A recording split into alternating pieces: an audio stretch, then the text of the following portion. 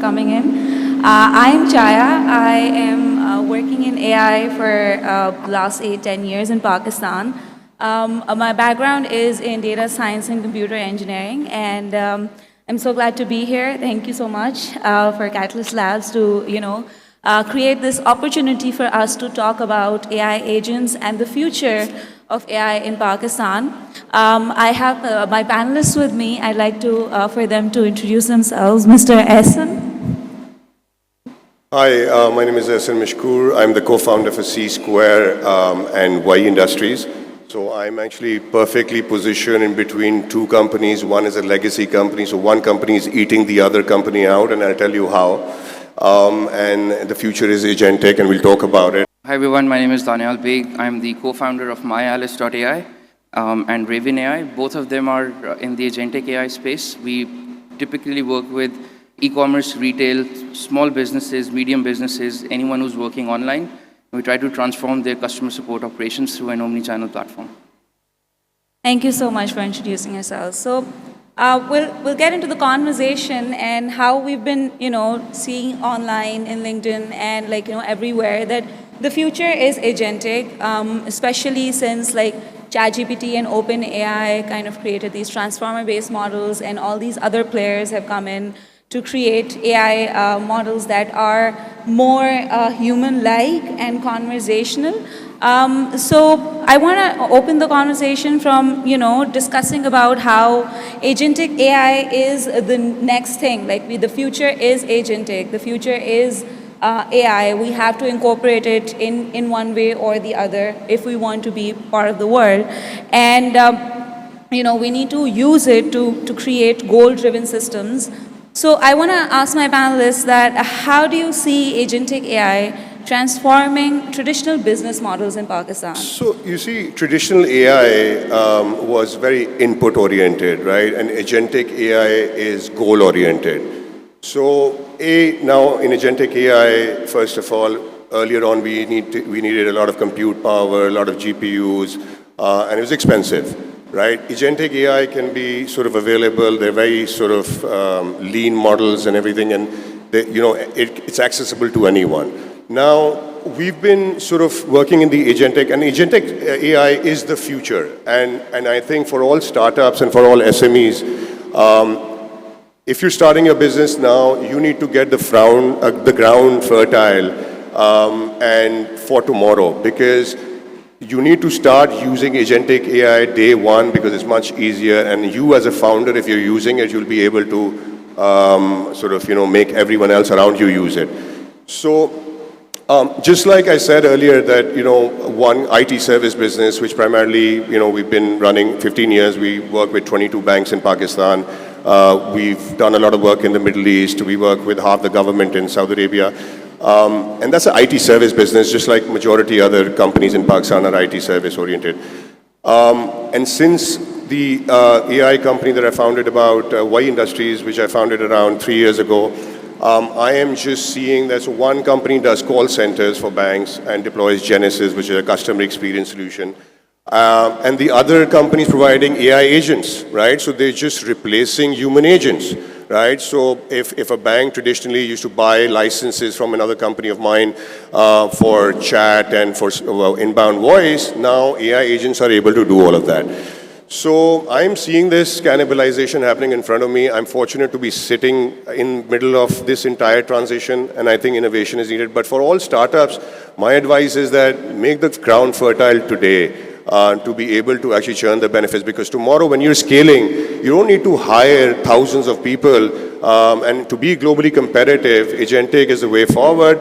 So you just add on AI agents into your workforce and work with them, and that's the future. That's how I see the future. Absolutely. Daniel. Yeah, so I think there's a bit of an echo, so I could hear you, but I lost, so I'm not sure if you said this or not, but I think important ये भी है कि AI agent होता क्या है. That's a very important definition to understand. An AI agent is someone who does work on behalf of a human, can take an action on behalf of a human at a much faster speed, at a much better accuracy, which is something that everybody is working on.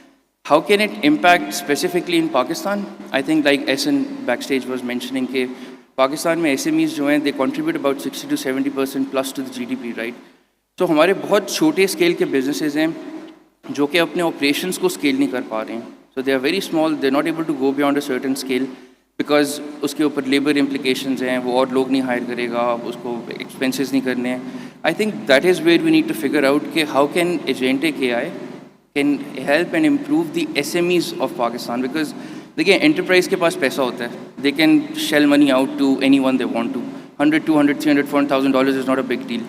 But when you go to an SME, वहाँ पे then there are cost implications, there's education implication. They like जैसे AI करना है, वो कैसे करना है ये भी नहीं पता, पर करना है. You know, so starting with the basics is very important. I think it can massively disrupt the market in the coming years. Like Essen said, ground को fertile करना ज़रूरी है. लोगों को because of ChatGPT, because Meta ने WhatsApp में भी अब अपना वो AI डाल दिया है. So that has helped us, at least I could say. In my scenario, when we work with e-commerce retail businesses, and these are your household names like Nishat and Almira and Junaid Jamshed, Audionic, etc. At least ये हुआ है कि वो जो एक gap था understanding का लोगों की कि यार AI क्या क्या कर सकता है. Now they come and give us the examples of what ChatGPT does. So we have to calm them down and tell them कि $150 billion startup versus a few $1 million startup, so फर्क होगा, right? And वो वाला part है. So I think education is important here and लोगों को ये understanding होना कि ये बिजनेस ऑपरेशन में किधर वैल्यू ऐड कर सकता है एंड आपका उनको बताना कि कैसे वैल्यू ऐड कर सकता है. I think that is how the trajectory from SME in my opinion has to go up. Yeah, that I agree with you because that's like one of the main challenges, not in Pakistan but globally, where you have to identify कि AI कैसे use कर सकते हैं. Like, you know, you have to find out use cases, you have to find out, you know, you have to pinpoint experience issues to actually figure out where you can consult your, you know, clientele. So I actually have a follow-up question with you, Essen, that, you know, since you mentioned that you have two companies and both the companies are working in like, you know, parallel, you know, not parallel but supporting way for each other, but one company is overpowering the other. And like as Daniel mentioned, that one of the issues that we're seeing is like, you know, not the issue, but one of the challenges for adoption of agentic AI is that, you know, how to actually incorporate that. What other issues and what other, you know, what other issues and opportunities are you seeing in Pakistan moving forward in this space?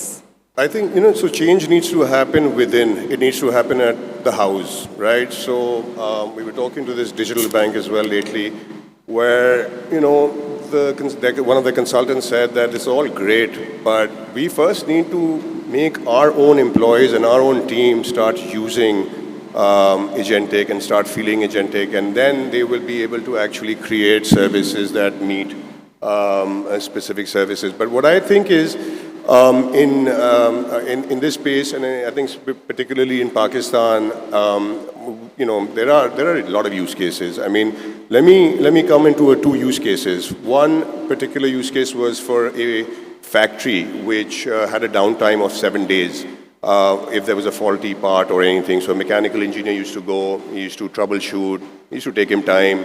So they wanted to solve two problems. One, attrition rate of the mechanical engineers, and second is the downtime, to reduce the downtime. So what we did was we ingested all the data, the manuals, the RCAs, and now obviously we have these AI agents that scrape data from online platforms as well. So now if there's anything that goes wrong, a person just goes, he takes a phone, he takes a picture, he explains what's happening by voice, and the AI agent then comes up with an outcome and says, you do this, this, this, step by step. And their downtime is reduced from 7 to 3 days. So these are primarily use cases. Or for example, we're doing one project with the government, FBR, for tracking and monitoring of the cement and sugar and bottling. So typically there are companies that sort of give you specialized hardware or proprietary software. That's not our approach, because now I think the world is a very open place. You need to not restrict yourself to proprietary systems. So what we've done is we've designed machine learning models that any factory has a camera on their belt and it's just sending a real-time count to FBR what the production level of XYZ is, and they get a visibility from a tax collection point of view. So the use cases primarily for even, I mean, our youth is, again, 60%, we comprise of the youth, which is not very educated, and that I used to think is a liability, but today with the agentic, if we just impart on the knowledge and we explain them what use cases can be adopted, I think this youth can be a phenomenal asset for us, right? And it's just about education, I think, primarily that a Karyana store somewhere sitting, or a barber shop anywhere, they write, for example, their daily sort of to give commissions or to give their staff the payment. So they write it on a piece of paper. You can actually take a picture and digitize that, and then it can give you trends, it can predict things, so it's just, I think, lack of knowledge. And even, forget the youth, I'm talking about large enterprises, the lack of knowledge in large enterprises that they just want to use your Copilot or whatever for just drafting emails, right? That's just the most basic thing, and and I think there are countries, developing countries around us, who are using OpenAI or Copilot for much better reasons for their businesses, and there are a lot of easy use cases. So I think, as a nation, we don't read, so that's our biggest fault and flaw. We need to read, and upscale ourselves, otherwise we're obsolete. So, and I'm seeing that the AI company is run by a 28-year-old kid that I co-founded with him. That's, something that he can do, he can deliver, because that's his age and his era. So, but I think there are a lot of use cases we're doing for large enterprises, for large banks, where, their call centers are shrinking, and they used to have 20 people just doing chat, but now you have these, and they call it live agent, but it's a conversational AI agent that emulates human behavior and just talks like a human. So actually, the other thing that we need to do is, and with time it will happen as AI, democratization of AI is yet to happen, but it will happen more. But I think the cost, as soon as the cost goes, adoption increases, the cost will decline, and I think you'll see people adopting it much larger at mass level. So, it is really, and I see it that large enterprises are struggling. They want to know what they can do from it. So the best is that, identify the gaps and just identify and target the low-hanging fruits, and they'll bring results to you, right? You don't need to hire a fleet of people. You just need to hire AI agents who will do your work for you. So you need people who can coexist with AI agents and who can sort of be more productive at the end of the day and be globally competitive. So if I summarize, Yeah. the conversation, the point that you raised is that we need to read more and see what the other people are doing with AI instead of just following the chat and email writing. Yeah, so I think, again, as I said, we need to read, right, to know. And we do vision workshops with large enterprises, but we can't do it for the whole world. So we need to have that attitude of self-learning and being able to actually see what all is possible. Whenever I go to the barber shop, I'm actually educating those barbers how you can use this and how you can do that. So I think it's awareness. It's more awareness. It's more experimental usage of it. So, and I see the company that's being cannibalized, internally, it's not using agentic. So, and that's, I see it, and I see that it will not survive if it doesn't innovate and if it doesn't adopt these changes. So it's imperative for today's business. So, Danya, I'd like to get your opinion on one more thing, that how agentic AI tools are getting advanced day by day. Different LLMs are coming into into market. So how do you see the future of sales evolving, especially in companies that want to start scaling the B2B and B2C customer experience side of it? I think it's a good question, and ये जो मैंने पहले बात की थी कि businesses are trying, they want to scale, they don't know how to scale, and then there's a lot of human barrier that comes into that, right? So when we are working with e-commerce, for example, here retail, one of the main use cases, देखिए support को automate करना, overnight questions answer करना, like essentially that's basic thing, right? हमारे businesses के लिए वो बहुत बड़ी बात है. Someone who's getting 20-30,000 support tickets a month, उसके लिए ये बहुत बड़ी बात है कि when his agents show up in the morning, there's not 5,000 tickets that are pending, there's 500 tickets that are pending. So immediate value एक वो वहाँ से देखते हैं. From a sales perspective, I think in a B2C environment, what is important is this is where agentic AI has the innate capability where it can follow up and it can actually try to convert a conversation into a sales. This is where we are seeing it happen the most. This is where we're working actually.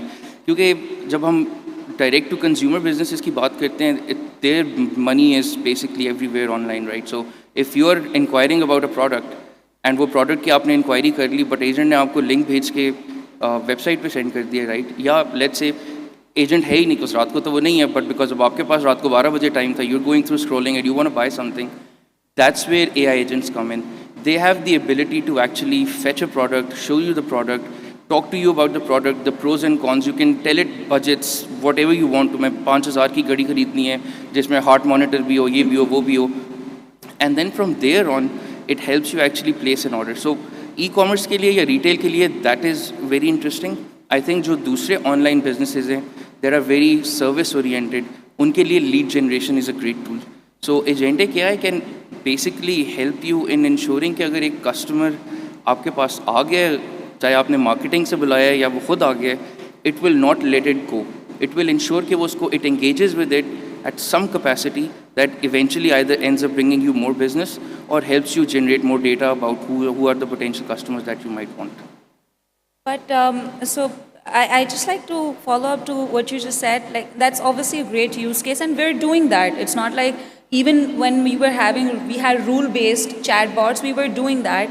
So how would the agentic, change that? And there is also a part where agents hallucinate, or there's security part of it as well. So how would that, impact or get, a parallel with the agents that we can ensure security and don't let them hallucinate while also giving us more than what we were getting out of AI or rule-based agents?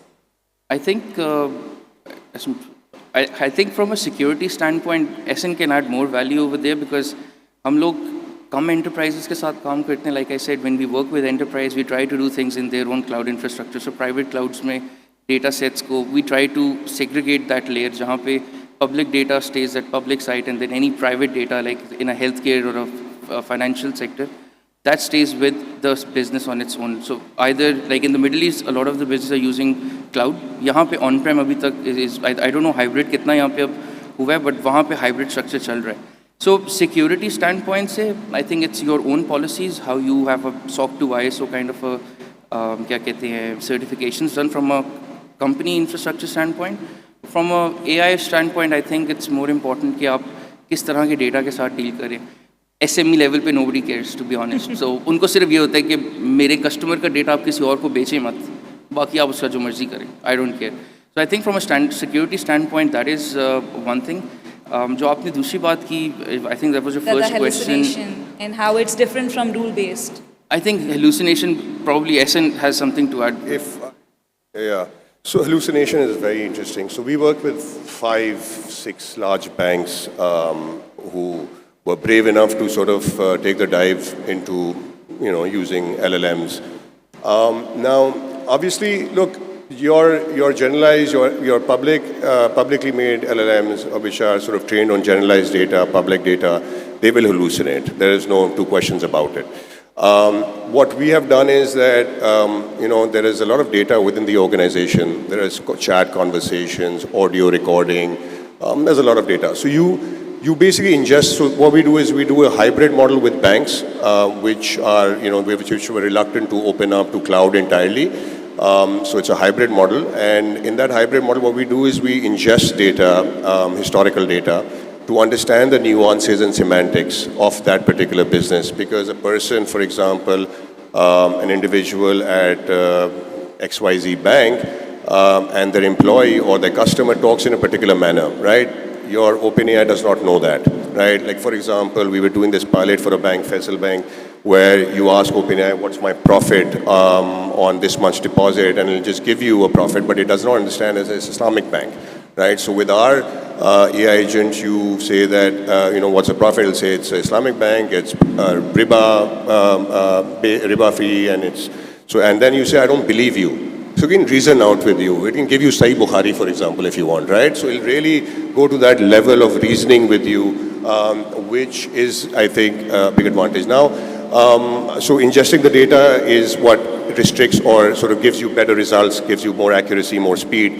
And then security. So security, as I said, banks is a very good example because they're one extreme of the security side. They're very reluctant. So now some banks are saying that when they started off the journey, it was hybrid. But because the experience is not so superior that the response time is delayed because of the hybrid, they're saying, why not let's go on cloud as well now entirely.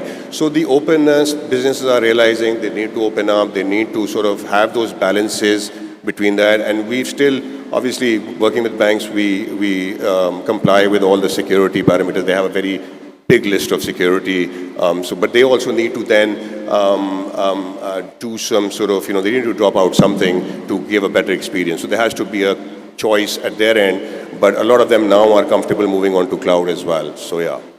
More like a trade-off and a decision-making Yes, that it you have is. to do and get comfortable. Yes, with. absolutely, absolutely. And we've talked a lot about big companies and B2B and B2C.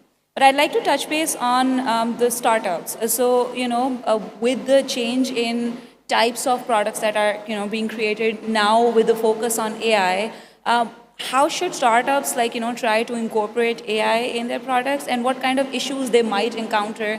And if they do, what should be their, what should they, what is the fallback? So I think for all startups, again, I emphasize it might sound stupid, it might sound cliched. Read, man, read. We, again, don't read. We all need to, as a nation, keep focusing on reading, because that's how you learn. I was just educated myself by someone saying that, there is this tool where you just deploy that AI agent on your platform, on your business website, whatever.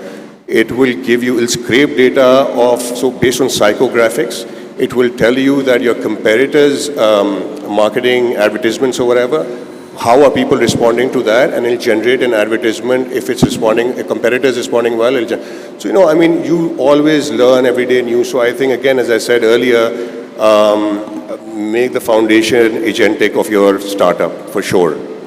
Start first. I can't sit here and tell you all about it, but read about it and just adopt the basic features and the functionalities. There are a lot of good tools out there. Learn about those tools. Obviously, we've all been introduced to OpenAI, and we've been then have DeepSeek and other things. But there are other tools as well out there that you need to implement in your business and different operations. For example, your finance AI agent can be there, right? For example, you can have your planning or scheduling AI agents there. So you don't need humans doing that. You have these AI agents that can really do that work for you. So make the foundation, make the ground ready, make it fertile, and then just scale from there. Till you don't use it yourself, you will not be able to embark that on others. And forget about your clients, your own teammates as well. So, that's what I would say. Tanya, would you like I think startups, being a very startup myself, I think startups दो layers में इसको हम divide कर सकते हैं, 2 से 3 में. एक early stage, growth stage को हम early stage की बात करते हैं. I think application layer के ऊपर उसका usage बहुत ज़्यादा, and now we're seeing more and more. There are platforms like Lovable, Replit, जहाँ पे people are actually vibe coding. So Kalpe is a very famous startup in Pakistan. Shersha, one of the co-founders, the other day had put a status saying, I started vibe coding and मैंने ये काम खुद ही कर लिया. He's a non-technical founder, right? But he was able to do it. So I think application की जो core है उसको improve करने के लिए agentic AI is very important. That's where startups should focus on. I think the second layer where they can actually focus on as well is anyone who wants to validate an idea. It literally takes you less than a week to actually validate an idea. Landing pages 2 minutes में बन जाते हैं. You don't need someone experienced to do it. You just write a prompt. मुझे ये बनाना है, ये product है, ये वो आपको एक पूरा landing page बना के देता है. उसको host करें, $100 की ad चलाएं. See if people are drawn to it or not. So I think validation, even in existing startups, so you leverage agentic AI for quick validation. I think like Essen mentioned as well. Then on the marketing and sales side, you can actually track your competitors like in real time. किसी ने ad, as soon as someone puts out an ad, you get a copy of that.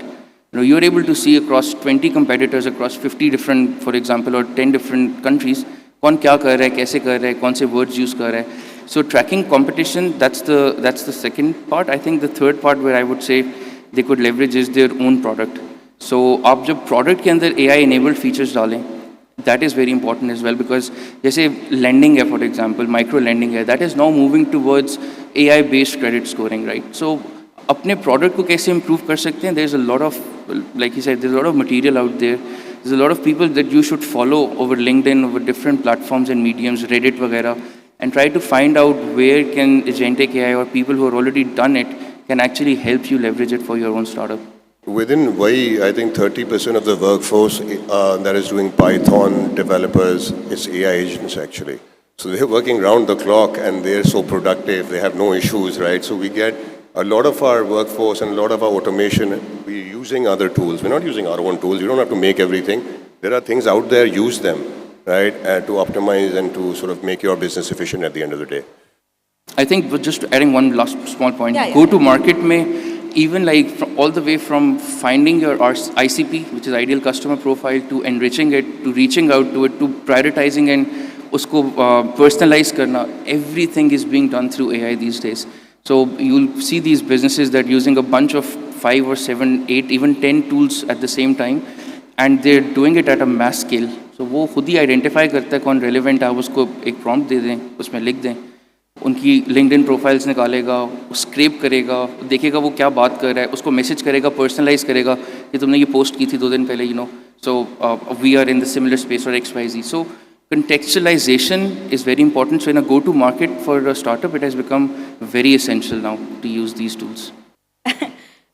So from the conversation that we're having, like, you know, I'm going to try and summarize it in a few sentences, is that the future is AI. And I've seen this. So I worked in this industry in Pakistan especially for, like, you know, a very long time. And I've seen the shift. I've seen the shift that people actually are now more keen to adopt it, like sometimes too keen when they don't know. They're like, we want AI, how? We want it, we don't know. But we also see, like, I've also like read a lot about how the future of development is. As you said, like, you know, there are a lot of tools. So now people have become more like managers of AI agents than, like, you know, the people that like, you know, doing something of their own. So I'd like to, you know, add, request you guys to add like a closing note that how do you anticipate the future of Pakistan looks like, you know, by adopting AI, and where are we headed according to you? So I think जिस तरह हम लोग को खाने का शौक है ना, उस तरह हम लोग को इसको embed करना चाहिए अपनी ज़िंदगी में. Seriously. So I think countries third world countries that have a lot of disadvantages, all of a sudden today have an advantage, right? If they can get on this bandwagon and if they can actually embed AI in their daily lives, in their businesses, and literally you don't need to be very educated. You don't, I mean, I'm talking about the masses out there. You don't, and in the rural areas, I mean, unfortunately, our youth is being destroyed by playing PUBG and other things. If we are able to actually empower them at a mass level, educate them, and it's just a mobile phone, right? Everyone is using it today. The organizations that we're working with, all of them want that, for example, a bank wants, no one wants to use a mobile app. So we're making WhatsApp your mobile app, right? So you can, the unbanked population can use it, you can send voice notes. So I think for Pakistan, we really have an advantage of, and we're not capitalizing on it as much. And that capitalization, I think humans respond to incentives. So when the large enterprises I go to and I see that, you know, they're only writing emails, is because they've lacked incentivization to those people, right? If you incentivize them to use it, then only the behavior will change. Similarly for the masses, again, it's a phenomenal asset for them in their fingertips, which if they're able to identify what benefit it can give to them, I think it's a game changer, right? So it's, you know, our youth used to be a liability, and honestly, I used to say to everyone that it's a huge amount of people, but it's a liability. But now, all of a sudden, it's actually your strength, your asset now. Just because everything is so conversational, right? I mean, मेरे पास fridge में ये पड़ा हुआ है, 4 ingredients पड़ी हुई हैं, मैं क्या खाने को बनाऊँ? I mean, it's just daily, it's very easy to use. Why do people adopt WhatsApp? Because even your carpenter, even your fertilizer वाला कोई, it's easy to communicate. वो अपनी तरह लिखता है, वो voice note भेजता है, साहब इसका मैं क्या करूँ? So now, all of these models are also so easy to use. For example, I used to tell my co-founder, let's work on languages and other languages because, you know, Punjabi and Saraiki. He said, no, let's not focus on languages because languages is something that now public data is finished. OpenAI is buying private data, which is from a Balochi TV channel. They got this, and now they're fluently, you can speak Pashto, for example, or Punjabi with it because they're buying data. So it's becoming very easy. It's very easy to embed in our lives, and we should do that. Tanya, would you like to add something? we're As a out of closing time, so I'll argument. try to keep it very Yeah. short. Yeah, just 2 points. I think Pakistan, एक तो पहली सी बात, AI is not the future, it is the present. How you use it will define your future. That is very important for us to know. दुनिया कर चुकी है adopt, हम late हैं अभी भी. I think Pakistan के लिए, my 2 cents on this is कि education level बहुत important है. And education सिर्फ इसका नहीं कि हम as consultants या service providers जाके बताएं AI क्या है. Look at UAE, for example. A couple of days they mandated AI courses in their primary schools, secondary, high schools के अंदर नहीं. मतलब चौथी पांचवी क्लास का बच्चा will start learning about it. So I think education at like the grassroots level is very important. That is one thing. And I think the second thing is कि जब वो education आ जाएगी तो then people जो हमें एक बहुत बड़ा यहाँ पे वो होता है कि यार ऊपर तो management will decide I want to use this, okay great. जो नीचे उसको एक्चुअली यूज़ करने वाले लोग हैं दे गेट इंटिमिडेटेड कि यार ये तो मेरी नौकरी ले लेगा. आई थिंक वो माइंडसेट चेंज करना बहुत इंपॉर्टेंट है हमारे लिए for us to grow in this. I think that was such a great conversation to, discuss about how the future of AI looks in Pakistan. And thank you everyone for being a part of it. The panelists and speakers will be available for any Q&A after this. Thank you so much.